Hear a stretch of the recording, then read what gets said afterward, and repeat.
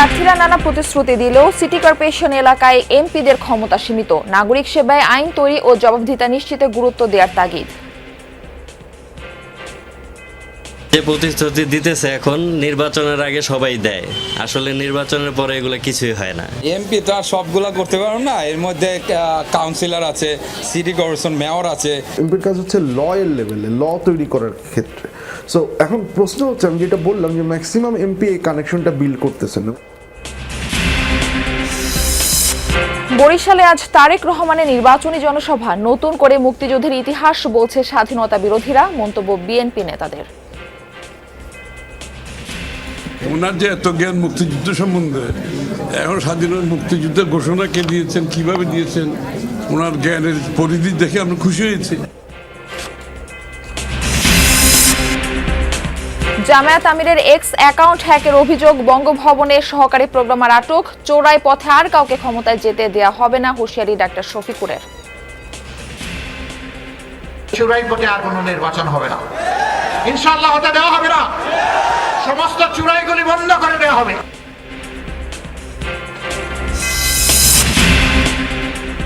Vote উৎসব ঘিরে উঠছে টাকা। নির্বাচনী পরিচালনায় সরকারি ব্যয় আর প্রচারণায় প্রার্থীদের বিপুল খরচ উস্কে দেবে মূল্যস্ফীতি, মত বিশেষজ্ঞদের। প্রচুর পরিমাণে ব্যানার, পোস্টার, প্ল্যাকার্ড এগুলোর পিছনেও একটা ব্যয় হচ্ছে, সেটাও আসলে বাজারে অর্থের সরবরাহ বাড়াচ্ছে। মূল্যস্ফীতিজনিত যে প্রতিক্রিয়া, মুদ্রা সরবরাহের কারণে এটা হওয়ার কথা।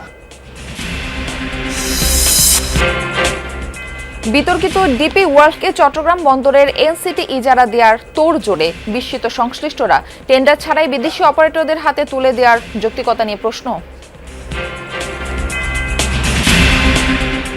শবে বরাতের রাতে মসজিদে মসজিদে মুসল্লিদের ইবাদত বন্দেগী। স্বজনদের কবর জিয়ারত, দোয়া কবুলের জন্য জরুরি আত্মশুদ্ধি।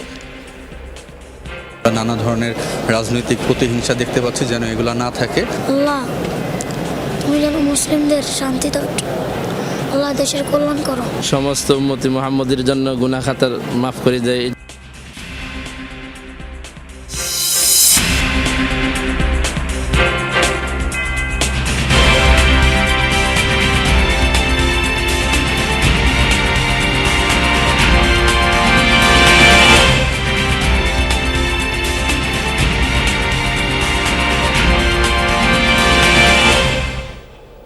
আমন্ত্রণ যমুনা নিউজে, আপনাদের সঙ্গে রয়েছে আমি মারফি রহমান। এতক্ষণ শিরোনাম দেখছিলেন।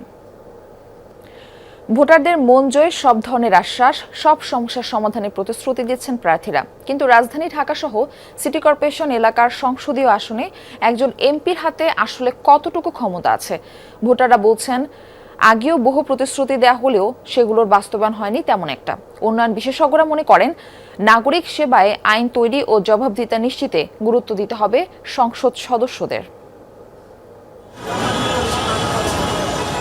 ঢাকায় সমস্যার শেষ নেই। গ্যাস সংকট, পানিতে ময়লা আর যানজটে জটিল এক নগর জীবন। সেই নগরে এবার ভিন্ন আবহে এসেছে ভোট। দেশে 12টি সিটি কর্পোরেশন এলাকায় সংসদীয় আসন 32, এর মধ্যে ঢাকায় 15টি আসন। ভোট পেতে শহরের অলিগলিতে এখন প্রতিশ্রুতির ছড়াছড়ি। প্রার্থীরা যাচ্ছেন ভোটারদের আঙিনা উঠোনে, আশ্বাস দিচ্ছেন স্বাস্থ্য, শিক্ষা, নিরাপত্তা সহ সব নাগরিক সমস্যা সমাধানের। সরকার এসে গেছে স্বাধীনতার পরে, এই প্রতিশ্রুতি অনুযায়ী কি রাষ্ট্র পরিচালনা হয়েছে? এখন আমরা দেখি। গ্যাসটা নিয়ে উনি অনেক কথা বলছেন। আমাদের যে খালগুলো আছেন, আমাদের রাস্তাঘাটের যে আপনার সমস্যাগুলা, সাধারণ জনগণের যে সমস্যাগুলা, উনি আপনার ইনশাল্লাহ সবগুলা সবার আশা পূরণ করবেন। এমপিরা যে প্রতিশ্রুতি দিতেছে এখন নির্বাচনের আগে সবাই দেয়, আসলে নির্বাচনের পরে এগুলো কিছুই হয় না। এমপি তো আর সবগুলা করতে পারবে না, এর মধ্যে কাউন্সিলর আছে, সিটি কর্পোরেশন মেয়র আছে। কিন্তু আসলেই কি এত কিছুর সমাধান এমপিদের হাতে আছে? যেখানে সিটি কর্পোরেশন সহ সেবা নিশ্চিতে আছে অনেক কর্তৃপক্ষ। নাগরিক সেবার জন্য রাজধানী ঢাকায় আছে 50টির মতো প্রতিষ্ঠান। এই শহরের নিয়ন্ত্রণ তাদের হাতেই। তাহলে এমপি প্রার্থীরা যেসব অঙ্গীকার করছেন, তার বাস্তবায়ন কি আদৌ সম্ভব? ভোটের রাজনীতির জন্য অনেকে ভোটারদেরকে সম্ভব এবং অসম্ভব সব রকমই অঙ্গীকারই প্রার্থীরা কিন্তু করছেন। যেসব জায়গায় সিটি কর্পোরেশন রয়েছে দেশের, এখানে সংসদ সদস্যদের অনেকগুলো সীমাবদ্ধতা আছে। ওয়ার্ড ভিত্তিক সমস্যাগুলি প্রকট, সেগুলি আমরা একটি তালিকা তৈরি করব, করে সংশ্লিষ্ট প্রতিষ্ঠানের কাছে যে বলবো এই কাজগুলি আমাদের করে দিতে হবে, যে এই কাজগুলির মাধ্যমে আমাদের এই এলাকায় এত হাজার হাজার মানুষ উপকৃত হবে। বিশেষজ্ঞরা বলছেন, সিটি কর্পোরেশন এলাকায় সেবা সমন্বয় ছাড়া এমপিদের খুব বেশি কিছু করার নেই। তবে নাগরিক সেবা নিশ্চিতে তারা এমন নীতি ও আইন করতে পারেন যা সেবা পাওয়ার পথ তৈরি করবে। এমপিরও আমার ধারণা এই ধারণাটা পরিষ্কারভাবে নাই অনেকের, যেটা আমি কিভাবে করব। সো ওনারাও কথা দেন এবং পরে 5 বছর এটা উনি করতে পারেন না, কারণ এটা কিভাবে করতে হবে এই আন্ডারস্ট্যান্ডিংটা খুব হয় না। এমপির কাজ হচ্ছে পলিসি লেভেলে, এমপির কাজ হচ্ছে ল এর লেভেলে, ল তৈরি করার ক্ষেত্রে। সো এখন প্রশ্ন হচ্ছে, আমি যেটা বললাম যে ম্যাক্সিমাম এমপি এই কানেকশনটা বিল্ড করতেছেন। প্রার্থী কিভাবে সব সংকটের সমাধান করবেন, ভোটারদের সেই প্রশ্ন তোলার আহ্বান জানিয়েছেন নগরবিদেরা। হাসান মিসবাহ, যমুনা নিউজ, ঢাকা। প্রায় 2 দশক পর আজ বরিশালে যাচ্ছেন বিএনপি চেয়ারম্যান তারেক রহমান। পূর্ব নির্ধারিত কর্মসূচি অনুযায়ী দুপুরে বরিশালের ঐতিহাসিক বেলস পার্ক ময়দানে বক্তব্য রাখবেন তিনি। 20 বছর পর নেতার আগমন উপলক্ষে আনন্দের জোয়ারে ভাসছেন দক্ষিণাঞ্চলের নেতাকর্মীরা। জনসভার মঞ্চে পরিচয় করিয়ে দেওয়া হবে বরিশাল বিভাগের 21 আসনের বিএনপি ও জোট প্রার্থীদের। জনসভা শেষে ফরিদপুর সফর করবেন তারেক রহমান। সেখানে সরকারি রাজেন্দ্র কলেজ মাঠে অনুষ্ঠিত হবে নির্বাচনী জনসভা।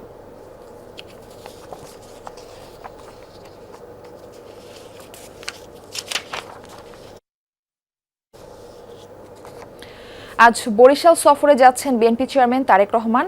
সেখানে জনসভা স্থলের প্রস্তুতি আপনাদের জানানোর চেষ্টা করব। আমাদের সঙ্গে যুক্ত হচ্ছেন সহকর্মী কাউসার হোসেন। আমরা যাচ্ছি তার কাছে। কাউসার, আপনার কাছে নিরাপত্তার বিষয়টি একটু জানতে চাচ্ছি। সে সাথে নেতাকর্মীরা জনসভা স্থলে আসতে শুরু করেছেন কিনা এটাও জানাবেন।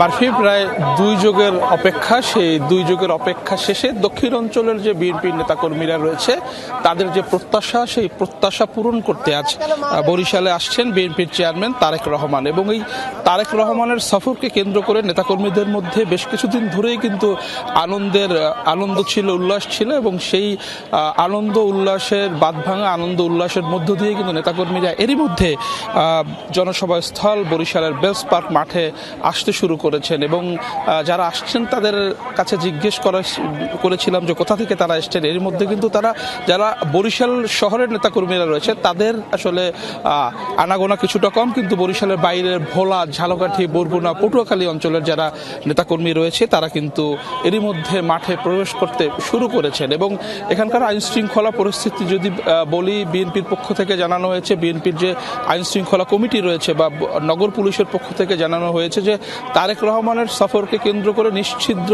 নিরাপত্তা ব্যবস্থা জোরদার করা হয়েছে। সকল ধরনের সাদা পোশাকে পুলিশ কাজ করছে। এছাড়া পাশাপাশি তারেক রহমানের যে সিএসএফ নিজস্ব যে নিরাপত্তা কর্মীরা রয়েছে তারা কিন্তু বেশ 2 দিন ধরেই কিন্তু এই মাঠটি পুরোপুরি নজরদারিতে রয়েছে। অর্থাৎ প্রশাসনের পক্ষ থেকে নিশ্চিত করা হয়েছে যে তারেক রহমানের সফরকে কেন্দ্র করে যত ধরনের আইন শৃঙ্খলা ব্যবস্থা নেওয়া দরকার সেই ব্যবস্থা নেওয়া হয়েছে। এখন শুধু আসলে যারা মাঠে আসছেন নেতাকর্মীরা, তাদের একটাই আসলে স্বপ্ন যে কখন তারেক রহমান মাঠে আসবেন এবং তিনি বরিশালের দক্ষিণ অঞ্চলের নেতাকর্মী এবং ভোটারদের উদ্দেশ্যে বক্তব্য রাখবেন। বিএনপি থেকে যেমনটা জানানো হয়েছে যে আজ দুপুর 12টায় তিনি এই বেলস পার্ক মাঠে আসবেন এবং বেলস পার্ক মাঠে এসে তিনি দক্ষিণ অঞ্চলের নেতাকর্মীদের উপর উদ্দেশ্যে গুরুত্বপূর্ণ বক্তব্য রাখবেন, যে বক্তব্য আগামী 12 ফেব্রুয়ারির যে জাতীয় সংসদ নির্বাচন সেই নির্বাচনে প্রভাব ফেলবে। এবং এর মধ্যে কিন্তু নেতাকর্মীরা মাঠে আসছেন, তারা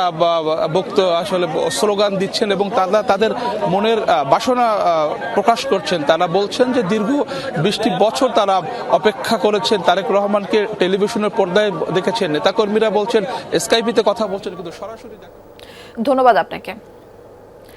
জামায়াতের কাছে মুক্তিযুদ্ধের ইতিহাস প্রত্যাশিত নয়, এমন মন্তব্য করেছেন বিএনপির স্থায়ী কমিটির সদস্য আমির খসরু মাহমুদ চৌধুরী। অন্যদিকে বিএনপির কেন্দ্রীয় নির্বাচন পরিচালনা কমিটির মুখপাত্র মাহাদি আমিন জানিয়েছেন, একটি দল ফ্যাসিবাদী আমলের তৈরি বয়ান নতুন করে ছড়ানোর দায়িত্ব নিয়েছে। দলটির নেতাদের অভিযোগ, বিএনপির জনপ্রিয়তা দেখে ব্যক্তিগত আক্রমণের নোংরা কৌশল চলছে। বিএনপি সবসময় লিডারশিপে ছিল, ইতিবাচক রাজনীতি করেছে, অন্যান্য রাজনৈতিক দল সেটাকে অনুসরণ করছে এবং সৌহার্দ্যপূর্ণ সেই রাজনীতি তো আমরা চাই আগামীর বাংলাদেশে। আগামীর বাংলাদেশ হোক সৌহার্দ্যপূর্ণ, আগামীর বাংলাদেশে যার যা ইতিবাচক আমরা সেটাকে অনুসরণ করি, অন্য রাজনৈতিক দলকে যদি প্রয়োজন হয় অনুকরণ করে সমৃদ্ধ হওয়ার তাহলে সেটাই হোক। আমরা আনন্দিত যে জামাতের আমির মুক্তিযুদ্ধ সম্বন্ধে এত জ্ঞান রাখে, সেটা আগে তো জানতাম না। ওনার যে এত জ্ঞান মুক্তিযুদ্ধ সম্বন্ধে, এখন স্বাধীনতা মুক্তিযুদ্ধের ঘোষণা কে দিয়েছেন, কিভাবে দিয়েছেন, ওনার জ্ঞানের পরিধি দেখে আমরা খুশি হয়েছি। আশা করি উনি আরো কিছু। দেশের টাকা যারা বাইরে পাচার করেছে ক্ষমতায় গেলে তাদের ঘুম হারাম করে দেবে জামায়াত, এমন মন্তব্য করেছেন দলটির আমির ডাক্তার শফিকুর রহমান। বেকার ভাতা, কৃষক ভাতা, ফ্যামিলি কার্ডের নামে একটি দল মিথ্যা প্রতিশ্রুতি দিচ্ছে বলেও অভিযোগ করেন তিনি। মঙ্গলবার কিশোরগঞ্জ, ময়মনসিংহ ও গাজীপুরে জনসভা করেন জামায়াত আমির। বলেন, চোরাই পথে আর কাউকে ক্ষমতায় যেতে দেওয়া হবে না। নির্বাচনী জনসভায় ডাক্তার শফিকুর রহমান বলেন, দেশের টাকা যারা বাইরে পাচার করেছে তাদের ঘুম হারাম করে দেবে জামায়াত। গাজীপুরের শিল্পাঞ্চলকে ঢেলে সাজানোর প্রতিশ্রুতি দেন তিনি। এ সময় ভোট ডাকাতের বিরুদ্ধে কঠোর হুঁশিয়ারি উচ্চারণ করেন ডাক্তার শফিকুর রহমান। এবারকার নির্বাচন জাতির কিসমত উপযুক্ত রাস্তার উপর দাঁড় করে দেওয়ার নির্বাচন। যুবকরা ইতিমধ্যে জানিয়ে দিয়েছে, আমরা ধান্দাবাজি, ধাপ্পাবাজির রাজনীতির সাথে নাই, আমরা কোনো কার্ড এবং বেকার ভাতার সাথেও নাই। আমরা নতুন বাংলাদেশ দেখতে চাই। নির্বাচনী জনসভায় যোগ দিতে আজ কুড়িগ্রাম যাবেন জামায়াত আমির ডাক্তার শফিকুর রহমান। এই বিষয়ে বিস্তারিত জানাতে কুড়িগ্রাম থেকে যুক্ত হচ্ছেন সহকর্মী নাজমুল হোসেন। আমরা যাচ্ছি তার কাছে। নাজমুল, আপনার কাছে নিরাপত্তার বিষয়টা জানতে চাচ্ছি এবং কখন নাগাদ পৌঁছাতে পারেন জামায়াতের আমির, এই বিষয়টাও জানাবেন।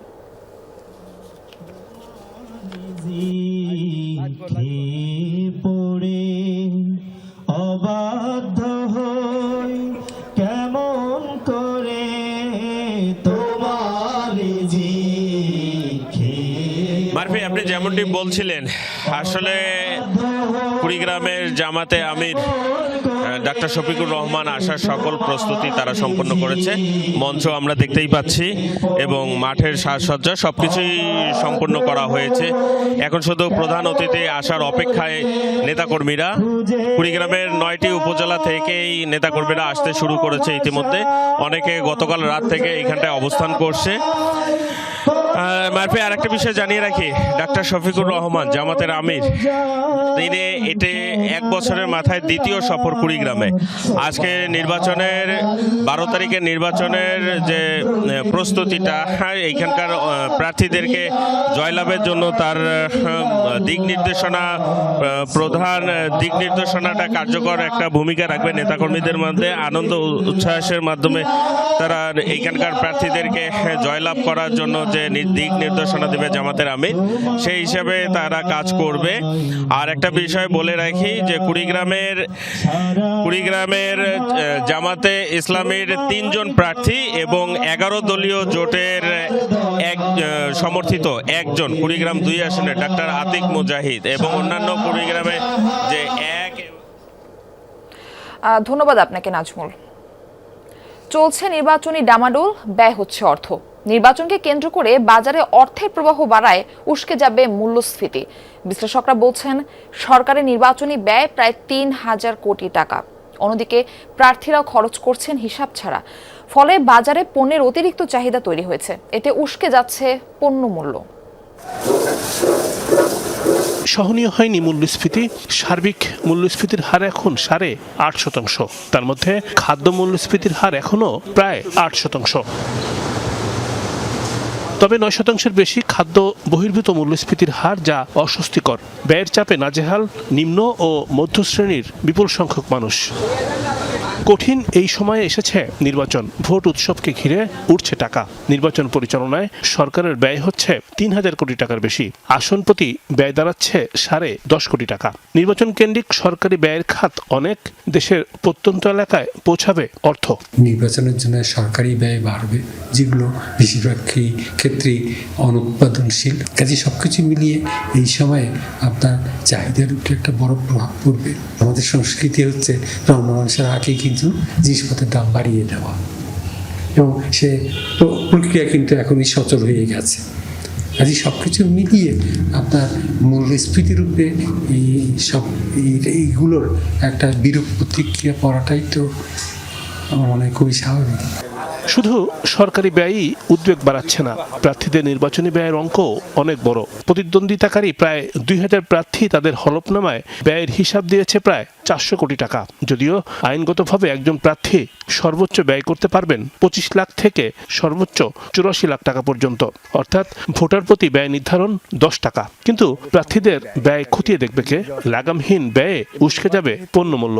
জাতীয় সংসদ নির্বাচনের সাথে গণভোটের সংযুক্ত হয়েছে, ফলে আরও কিছু বাড়তি ব্যয় যুক্ত হয়েছে। শুরুতে যেটা বলা হয়েছিল যে নির্বাচন কমিশন প্রার্থীদের ক্ষেত্রে পোস্টার, ব্যানার, প্ল্যাকার্ড এগুলো করতে দেবেন না, কিন্তু সেরকম কোনো উদ্যোগ না নেওয়ার কারণে প্রচুর পরিমাণে ব্যানার, পোস্টার, প্ল্যাকার্ড এগুলোর পিছনেও একটা ব্যয় হচ্ছে। সেটাও আসলে বাজারে অর্থের সরবরাহ বাড়াচ্ছে। মূল্যস্ফীতিজনিত যে প্রতিক্রিয়া মুদ্রা সরবরাহের কারণে এটা হওয়ার কথা, এটা এই সময়কালে আমরা এখানে দেখতে পাচ্ছি। ব্যয় সংকোচনে ধারাবাহিক মুদ্রানীতি দিচ্ছে বাংলাদেশ ব্যাংক। আর্থিক টানাপোড়েনে স্বাভাবিক কর্মকাণ্ড পরিচালনা করতে হিমশিম খাচ্ছে সরকার। রিমন রহমান, যমুনা নিউজ, ঢাকা। বিভিন্ন দেশে বাতিল ও অযোগ্য ঘোষিত ডিপি ওয়ার্ল্ডকে চট্টগ্রাম বন্দরে আনতে তৎপর একটি মহল। ফ্যাসিস্ট আওয়ামী লীগ সরকার আমলে গৃহীত সিদ্ধান্ত বাস্তবায়নে অনড় বর্তমান কর্তৃপক্ষ। এ যেন সর্ষের ভেতর ভূত। আড়ালে বিগ ডিল, আন্তর্জাতিক খেলা, শেষ মুহূর্তে স্বার্থ সিদ্ধি, এমন সব আলোচনা চলছে স্বয়ং স্টেক হোল্ডারদের মধ্যে। সংযুক্ত আরব আমিরাত ভিত্তিক অপারেটর ডিপি ওয়ার্ল্ডকে চট্টগ্রাম বন্দরের এনসিটি দেওয়ার প্রক্রিয়া শুরু হয় আওয়ামী লীগ সরকার আমলে। 2020 সালের জানুয়ারিতে সরকারকে এনসিটি পরিচালনার প্রস্তাব দেয় ডিপি ওয়ার্ল্ড।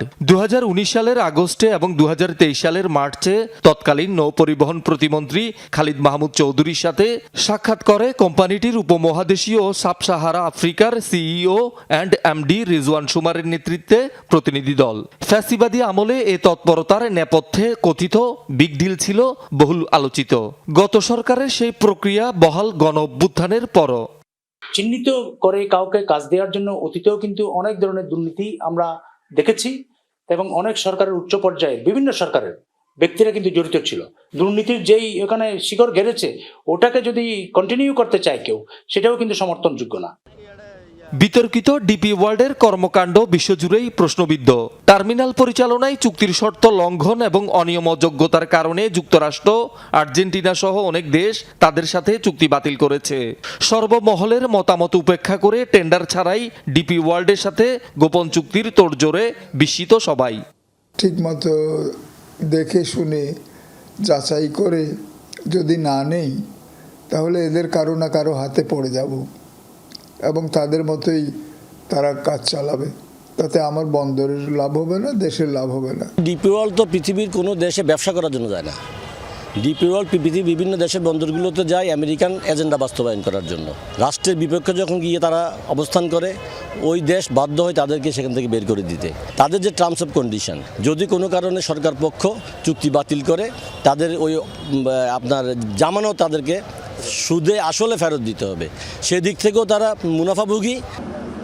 2001 সালে বিএনপি সরকারের আমলে প্রায় 2000 কোটি টাকা ব্যয়ে নির্মিত হয় এনসিটি। এরপর থেকে এ পর্যন্ত যন্ত্রপাতি সংযোজন হয়েছে প্রায় 3500 কোটি টাকার। ডিপি ওয়ার্ল্ডকে কোনো বিনিয়োগই করতে হবে না। পুরোপুরি রেডি একটি টার্মিনাল অস্বচ্ছ প্রক্রিয়ায় বিদেশি অপারেটরের হাতে তুলে দেওয়ার যৌক্তিকতা নিয়ে উঠেছে প্রশ্ন। প্রথমে 42 ডলারের মধ্যে এই চুক্তি সম্পাদন করার জন্য আমাদের কর্মকর্তাদেরকে চট্টগ্রাম বন্দর থেকে নিয়ে তারা বিডিও অফিসে আটকিয়ে রেখে এই চুক্তি স্বাক্ষর করানোর জন্য, নেগোসিয়েশন ফর্ম স্বাক্ষর করানোর জন্য তারা কাজ করতেছে। আমরা যখন টেলিভিশন আপনাদের সাথে কথা বলি গত পরশুদিন, তখন এটাকে 60 ডলারে উন্নীত করছে। আমরা যতটুকু জানি যে এই ডিপি ওয়ার্ল্ডের কাছে চট্টগ্রাম বন্দরকে বিক্রি করে দিতে পারলে, তথা দেশকে বিক্রি করে দিতে পারলে তারা 600 কোটি টাকা কমিশন পাবে। এরকম একটা বিতর্কিত প্রতিষ্ঠানকে আমরা বন্দরটা কেন দিব, কার স্বার্থে দিব, আমাদের দেশে কী লাভ? এখানে কোনো না কোনো ব্যক্তির, কোনো না কোনো গোষ্ঠীর, কোনো না কোনো আন্তর্জাতিক স্বার্থের এখানে হস্তক্ষেপ আছে। 2.5 লাখ বর্গমিটার আয়তনের এনসিটিতে মোট 5টি বাঁধ। বছরে হ্যান্ডেলিং হয় গড়ে 1.3 মিলিয়ন টিইউএস কন্টেইনার। প্রতিটি ইউএস কন্টেইনার থেকে বন্দরের আয় $167। আর এই বিপুল অঙ্কের আয়ের দিকেই চোখ পড়েছে সংঘবদ্ধ চক্রের। শহীদুল সুমন, যমুনা নিউজ, চট্টগ্রাম। চট্টগ্রাম বন্দরে আজ অনির্দিষ্টকালে ধর্মঘট শুরু করছেন কর্মচারী শ্রমিকরা। আপনাদের এই বিষয়ে বিস্তারিত জানাতে চাই আমার সহকর্মী আলামিন শিকদারের মাধ্যমে।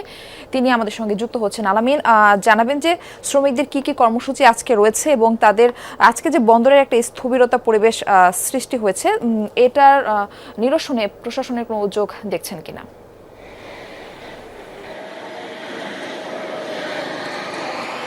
মারফি, বন্দর কর্তৃপক্ষের এখন পর্যন্ত এই সংকট নিরসনে যে যারা কর্মবিরতি পালন করছে, ধর্মঘট পালন করছে, তাদের সাথে এখন পর্যন্ত কোনো বৈঠক হয়নি, বরং তাদের বেশ কয়েকজনকে বিভিন্ন জায়গায় ট্রান্সফার করা হয়েছে। এই অভিযোগগুলো যারা কর্মবিরতি এবং ধর্মঘট পালন করছেন সেসব শ্রমিকরা আমাদেরকে জানাচ্ছেন, এবং তারা যে বিষয়টি আমাদেরকে বলছেন যে যতক্ষণ পর্যন্ত এই যে ডিপি ওয়ার্ল্ডকে বন্দরের সাথে বন্দরের কাজ সম্পূর্ণভাবে বুঝিয়ে দেয়া এনসিটি কন্টেইনার টার্মিনাল যেটা রয়েছে, এনসিটির অর্থাৎ নিউমরি কন্টেইনার টার্মিনাল, এইটি বুঝিয়ে দেওয়ার যে চুক্তি হয়ে গেছে এবং হাইকোর্ট থেকে চুক্তি বৈধ ঘোষণা করা হয়েছে, এই যে বিষয়টি সেটি শ্রমিকরা কোনোভাবেই মেনে নিচ্ছে না, এবং তারা বলছে একটি লাভজনক বন্দর যেটি পরিচালনায় দেশ লাভবান অবস্থায় আছে সেটি কোনোভাবেই দেওয়া যেতে পারে না। এতে একটি বিদেশি স্বার্থ যেভাবে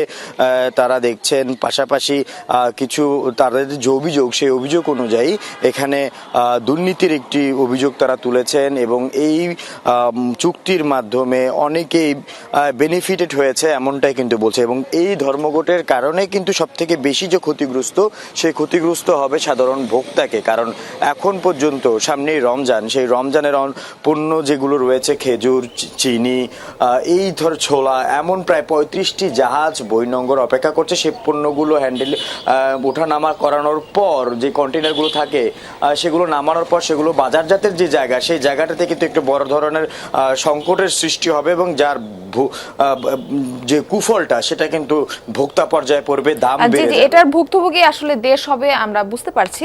আপনাকে ধন্যবাদ আমাদের সঙ্গে যুক্ত হবার জন্য।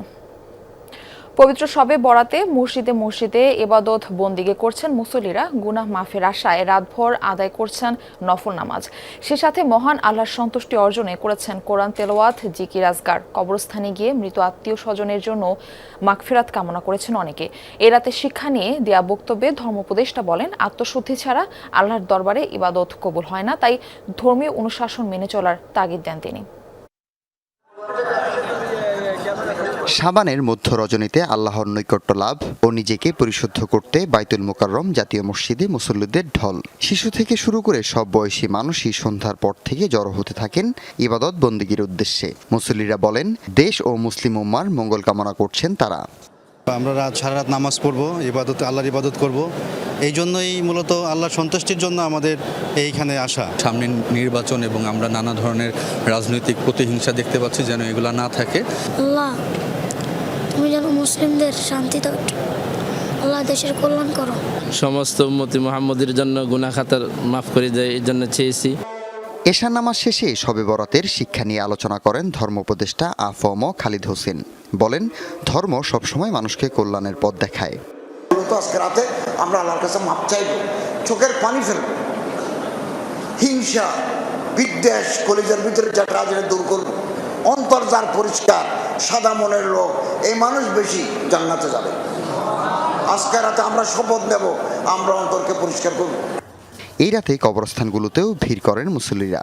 পরিবারের মৃত সদস্য আর আত্মীয় স্বজনের কবরের সামনে দাঁড়িয়ে মহান আল্লাহর দরবারে তাদের জন্য মাগফিরাত কামনা করেন।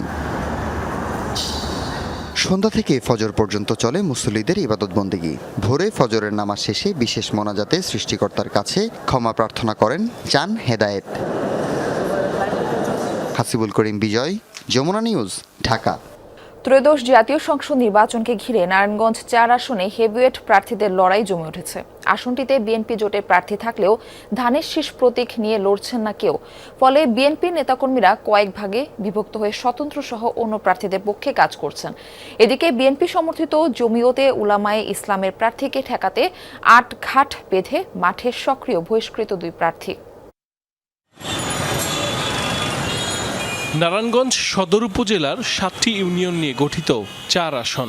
অসংখ্য শিল্প ও গার্মেন্টস হাব থাকায় অর্থনৈতিকভাবে গুরুত্বপূর্ণ এই জনপদ। আসন্ন নির্বাচনে বিভিন্ন কারণে এই আসনটি রয়েছে আলোচনার তুঙ্গে। মনোনয়ন বঞ্চিত হয়ে বিএনপি থেকে বিদ্রোহী প্রার্থী হয়েছেন জেলা বিএনপির সাবেক সভাপতি মোহাম্মদ গিয়াসউদ্দিন এবং দলের নির্বাহী কমিটির বহিষ্কৃত সদস্য মোহাম্মদ শাহ আলম। রাজপথে কর্মী সমর্থকদের নিয়ে দুজনেরই রয়েছে সরব ভূমিকা। অভিযোগে জানান বিভিন্ন মাধ্যমে কর্মী সমর্থকদের হুমকি দিচ্ছে প্রতিপক্ষ।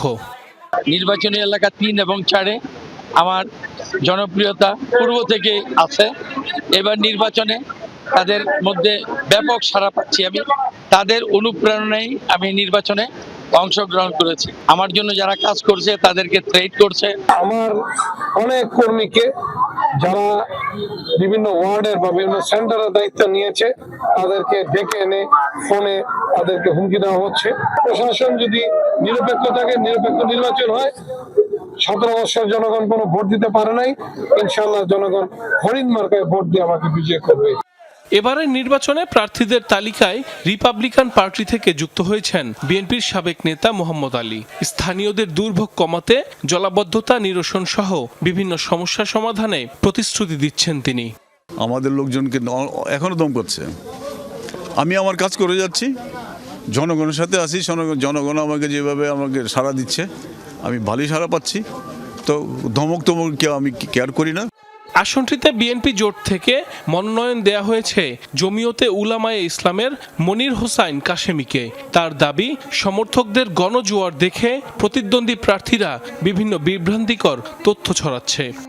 ইউনিয়ন এবং ওয়ার্ড পর্যায়ের যা আছে সকল নেতৃবৃন্দ এখানে এই প্রশ্ন করে আমাদেরকে বিব্রত করা আছে, আর কোনো সময় ক্ষেপণ করা আছে, আর কোনো লাভ নাই। আলহামদুলিল্লাহ এখানে টেম্পো উঠেছে, এই হাই উঠেছে এবং সেটার জন্য সম্পূর্ণ ক্রেডিট যায় বিএনপি নেতৃবৃন্দের। আসনটিতে 11 দলীয় জোট থেকে মনোনয়ন পেয়েছেন এনসিপির কেন্দ্রীয় নেতা অ্যাডভোকেট আব্দুল্লাহ আল আমিন। পরিবর্তনের অঙ্গীকার নিয়ে ভোটের মাঠ চষে বেড়াচ্ছেন তিনি। সার্বক্ষণিক 12 তারিখ পর্যন্ত মাঠে থাকবো ইনশাআল্লাহ। জানেন আরো এলাকা আছে, আমি মাঠেই আছি কিন্তু অন্য এলাকায় থাকতে পারি। আপনারা যারা এই এলাকার, তারা এই এলাকায় সক্রিয় থাকেন। পছন্দের প্রার্থীকে নির্বাচিত করতে অপেক্ষার প্রহর গুনছেন সাধারণ ভোটাররা। তারা এখন কাজ করবে কিনা সেটার তাদের ভোটের পরে বোঝা যাবে যে আসলে তারা প্রতিশ্রুতি রাখবে কিনা আমাদের প্রত্যাশাটা। সমস্যাগুলিকে নিরসনের চেষ্টা করে, তাহলে আমার মনে হয় যে আমার মতে যেটা অনেকটা অংশেই মানে এটা কমে আসবে, আমরা সেই সমস্যাগুলি থেকে অনেকটা পরিত্রাণ পাবো। পুরাতনরা তো আসলে কি করেছেন না করেছেন এটা তো আসলে সবাই আমরা জানি। তো প্রতিশ্রুতি কেউই রাখে না, যখন ক্ষমতায় চলে আসে তখন আসলে কেউই রাখে না। আসনটিতে মোট ভোটার সংখ্যা 5,35,325 জন। নির্বাচনে প্রতিদ্বন্দ্বিতা করবেন স্বতন্ত্র সহ বিভিন্ন রাজনৈতিক দলের 13 জন প্রার্থী। সাইফ আহমেদ, যমুনা নিউজ। নির্বাচনী মাঠে যেখানে মাইক, মিছিল আর নেতাকর্মীদের শোডাউন, সেখানে একা একজন মানুষ হাতে লিফলেট নিয়ে ছুটছেন গ্রাম থেকে গ্রামে। মানিকগঞ্জ 1 আসনের স্বতন্ত্র প্রার্থী কৃষক আব্দুল আলী ব্যাপারী নিজেই চালাচ্ছেন নিজের নির্বাচনী প্রচারণা। কর্মী নেই, তবু ভোট চাইছেন মানুষের দ্বারে দ্বারে। ব্যতিক্রমী এই প্রচারণায় ভোটের মাঠে আলোচনায় তিনি। নির্বাচনী মাঠে পোস্টার হাতে ভোটারদের কাছে ছুটছেন একা একজন মানুষ। প্রচারণায় নেই কোনো মাইক, ব্যানার কিংবা শোডাউন। নিজের প্রচারণা নিজেই চালাচ্ছেন মানিকগঞ্জ 1 আসনের স্বতন্ত্র প্রার্থী আব্দুল আলী ব্যাপারী। নির্বাচনী মাঠে যেখানে বড় বড় দলের প্রচারণায় সরব চারপাশ, সেখানে তার এই একক প্রচার যেন আলাদা নজর কেড়েছে এলাকায়। আমি এই মুহূর্তে রয়েছি মানিকগঞ্জ 1 আসনের উলাইল বাজার এলাকায়। এই বাজারের রাস্তাঘাটে ঘুরে ঘুরে একাই নিজের নির্বাচনী প্রচারণা চালাচ্ছেন স্বতন্ত্র প্রার্থী আব্দুল আলীম ব্যাপারী। নির্বাচনী রাজনীতিতে যেখানে শক্তি মানে দল আর কর্মী বাহিনী, সেখানে আব্দুল আলী শুধুমাত্র ভরসা রাখছেন তার ভোটারদের উপর। আল্লাহর উপরে ভরসা রাখছি, সততা বুকে আমার আছে। জনগণ আমার যে শক্তি দিয়ে আমাদের নির্বাচনে দাঁড়ানোর অধিকার দিচ্ছে, সেই জনগণই আমাদের এই ভোট রক্ষা করবে। ইউপি নির্বাচনে 3 বার ফেল করা আব্দুল আলীর এমপি প্রার্থী হওয়ার পথটা সহজ ছিল না। একাদশ জাতীয় সংসদ নির্বাচনের মতো ত্রয়োদশেও বাতিল হয় মনোনয়নপত্র। পরে হাইকোর্টের রায়ে প্রার্থিতা ফিরে পেয়ে হরিণ প্রতীকে প্রতিদ্বন্দ্বিতা করছেন তিনি। আমি বলছিলাম যে আমার ভোটটা কারে দিব, আপনারা দেখে দিন। আপনার তা পারেন নাই, তা আমি উচ্চ আদালতে, আমি হাইকোর্ট নইরেই আমি আসুন। আমি এই নির্বাচনের পক্ষে আছি, কিন্তু আমি হাইকোর্ট নইরেই ছাড়ব। যদি নির্বাচন না হয়, আমার সারা নির্বাচন আমি হইতে দেওয়া সম্ভব হবে না। জয়ের অঙ্কে নয়, এই নির্বাচনে কৃষক আব্দুল আলী আলোচনায়, ব্যতিক্রমী প্রচারণায়। ভোটের রাজনীতিতে সাধারণ মানুষের অংশগ্রহণ যে এখনও সম্ভব, সে কথাই যেন মনে করিয়ে দিচ্ছেন এই প্রার্থী। এই প্রথম দেখলাম একা একা, তার পিছনে কোনো লোক নাই, সে অনেক শ্রম দিতেছে। অন্য প্রার্থীরা আসে, তাদের সাথে অনেক লোকজন থাকে, মার্কা থাকে, পোস্টার থাকে, এর সাথে কোনো লোকজন নাই, এটাই অবাক লাগছে। কাউকে চাও খাওয়াবে না, কিছুই না, কিন্তু তাকে যদি দয়া করে কেউ ভোট দেয়, সে নির্বাচিত হইলে সে জনগণের জন্য কাজ করবে, এইটাই তার জন্য ব্যতিক্রম। একাই লিফলেট বিতরণ করতেছে, সেই প্রসঙ্গ থেকে উনি অনেকটাই ব্যতিক্রম। নিজের মোটরসাইকেলকে সঙ্গী করে আব্দুল আলী সকাল থেকে গভীর রাত পর্যন্ত ছুটছেন এক গ্রাম থেকে আরেক গ্রামে। তিনি সহ মানিকগঞ্জ 1 আসনে প্রতিদ্বন্দ্বিতা করছেন 7 জন প্রার্থী। BM Khorshed, Jamuna News, Manikganj. শেরপুর 3 শ্রীবর্দী ঝিনাইগাতি আসনে জামায়াতে মনোনীত প্রার্থী ও জেলা জামায়াতের সেক্রেটারি নুরুজ্জামান বাদল মারা গেছেন। ইনানিল্লাহি ওয়া ইন্না ইলাইহি রাজিউন। মঙ্গলবার রাত 10টার দিকে তিনি অসুস্থ হয়ে পড়েন। শ্রীবর্দী হাসপাতালে নেওয়া হলে অবস্থার অবনতি হওয়ায় তাকে ময়মনসিংহ মেডিকেল কলেজ হাসপাতালে পাঠায় চিকিৎসক।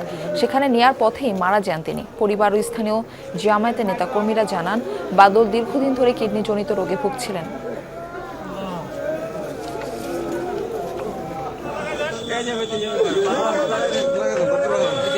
গোপালগঞ্জের 3 আসনের ভোটারদের মধ্যে কমপক্ষে 30 থেকে 35% ভোটারই মতুয়া সম্প্রদায়ের। তাই এই মতুয়াদের তীর্থস্থান যেন এবারে নির্বাচন ঘিরে হয়ে উঠেছে রাজনৈতিক কেন্দ্র।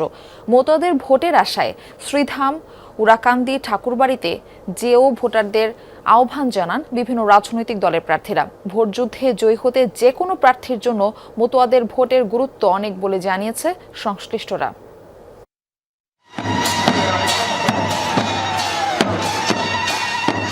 বাতাসে ধূপের ঘ্রাণ আর উলুধ্বনির সুর।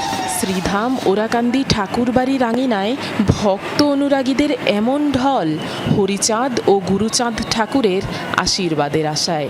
কয়েকশো বছরের আধ্যাত্মিক ঐতিহ্যে ঘেরা গোপালগঞ্জ কাশিয়ানীর এই ঠাকুরবাড়ি মতুয়া সম্প্রদায়ের মানুষের কাছে পরম তীর্থস্থান।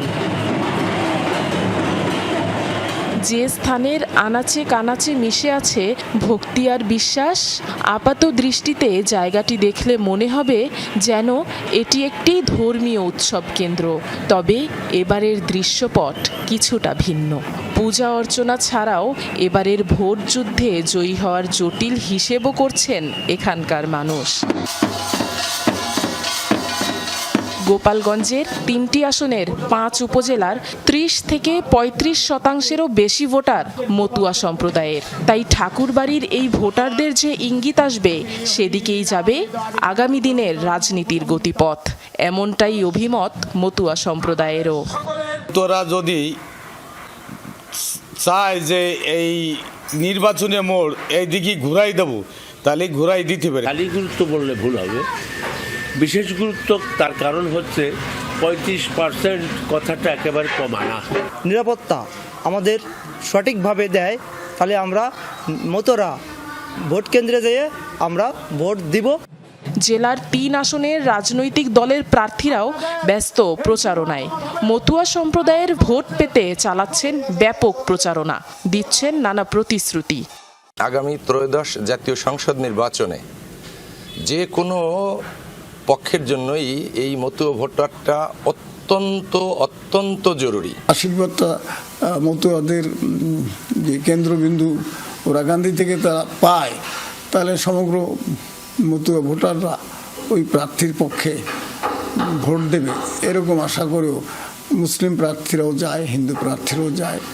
ভোটের অঙ্ক সমাধানে মতুয়া সম্প্রদায়ের যেমন বিশেষ ভূমিকা রয়েছে, তেমনি রাজনৈতিক কৌশলের কেন্দ্রবিন্দু হয়ে উঠছে শ্রীধাম ঠাকুরবাড়ি। নির্বাচন যত এগিয়ে আসছে ততই রাজনৈতিক তৎপরতা বাড়বে বলে মনে করছেন সংশ্লিষ্টরা। আফরোজা লামিয়া, যমুনা নিউজ। সকাল থেকে সারা দেশে শুরু হয়ে গেছে নির্বাচনী গণসংযোগ।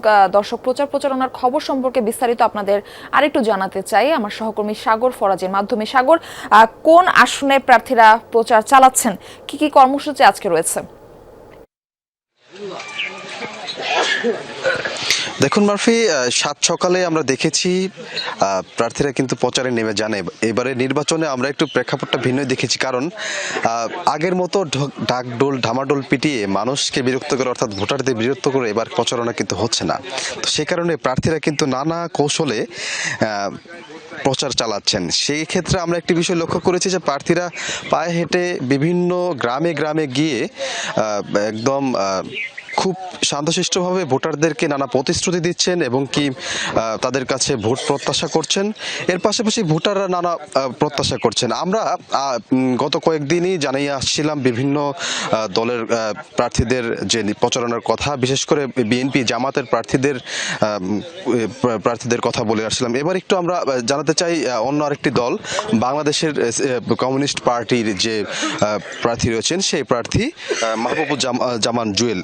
তিনি কিন্তু জামালপুরের এই 4 আসন থেকে কিন্তু এবার নির্বাচনী দাঁড়িয়েছেন, অর্থাৎ এখানের যারা তার সাথে আরো 5 জন প্রার্থী রয়েছেন তারাও কিন্তু একইভাবে কিন্তু নির্বাচনী প্রচারণা করছেন। আমরা দেখেছি যে এই সরিষাবাড়ির বিভিন্ন যে সমস্যা সংকট যে সমস্যাগুলো রয়েছে সেই সমস্যাগুলোর প্রতিশ্রুতিও কিন্তু তারা দিয়েছেন। পাশাপাশি মানুষেরাও যারা প্রার্থী হয়েছেন এবার, যেহেতু এবার গণ অভ্যুত্থানের পর এবার এত বড় একটি নির্বাচন অনুষ্ঠিত হতে যাচ্ছে, এখন পর্যন্ত যে বিষয়টি আমরা লক্ষ্য করেছি যে সুষ্ঠু ও সুন্দরভাবে কিন্তু সবকিছু হচ্ছে। তো প্রার্থীরা যেমনটি বলছেন যে তারাও কিন্তু আসলে এই চেষ্টা করছেন যেন নির্বাচনটা স্বাভাবিক ও সুন্দরভাবে হয়ে যায়। আসলে প্রশাসনের পক্ষ থেকে কিন্তু নানা উদ্যোগ এবার নেওয়া হয়েছে। মারফি। সাগর, ধন্যবাদ আপনাকে। 5.9 মাত্রার ভূমিকম্পে কেঁপে উঠল মিয়ানমার। মার্কিন ভূতাত্ত্বিক জরিপ সংস্থা জানায় ভূমিকম্পের কেন্দ্রস্থল ছিল মাগুয়ে প্রদেশের ইয়েহনাংয়াং জেলা। এর উৎপত্তিস্থল ছিল ভূপৃষ্ঠের প্রায় 63 কিলোমিটার গভীরে। অনুভূত হয় একাধিক আফটারশক, যার মধ্যে 5.2 মাত্রার। ভূমিকম্পের ধাক্কায় কেঁপে ওঠে আশপাশের অন্যান্য প্রদেশগুলো। কম্পন অনুভূত হয়েছে পশ্চিমবঙ্গ এবং বাংলাদেশের বিভিন্ন এলাকাতেও। ভূমিকম্পের ধাক্কায় কেঁপে ওঠে কলকাতা সহ ভারতীয় রাজ্যের বিভিন্ন এলাকা। ঢাকা ও চট্টগ্রাম সহ দেশের বিভিন্ন এলাকাতেও কম্পন অনুভূত হয়।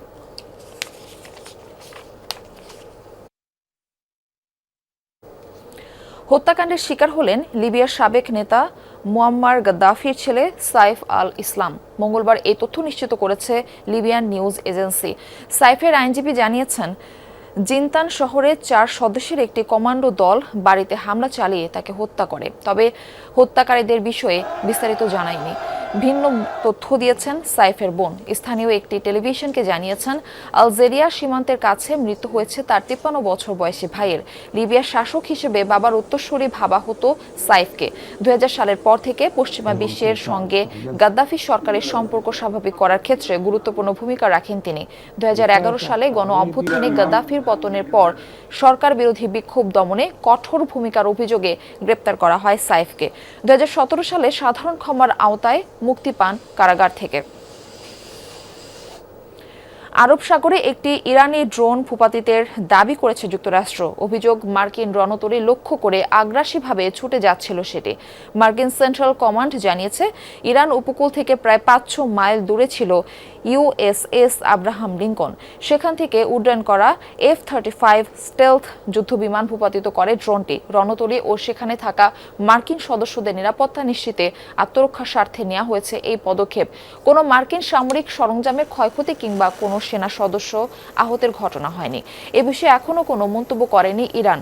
একই দিন হরমুজ প্রণালীতে যুক্তরাষ্ট্রের পতাকাবাহী একটি বাণিজ্যিক জাহাজকে হয়রানির অভিযোগও করেছে ওয়াশিংটন। পরে সামরিক সহায়তার পরিস্থিতি শান্ত হয় এবং নিরাপদে প্রণালী পাড়ি দেয় ট্যাঙ্কারটি।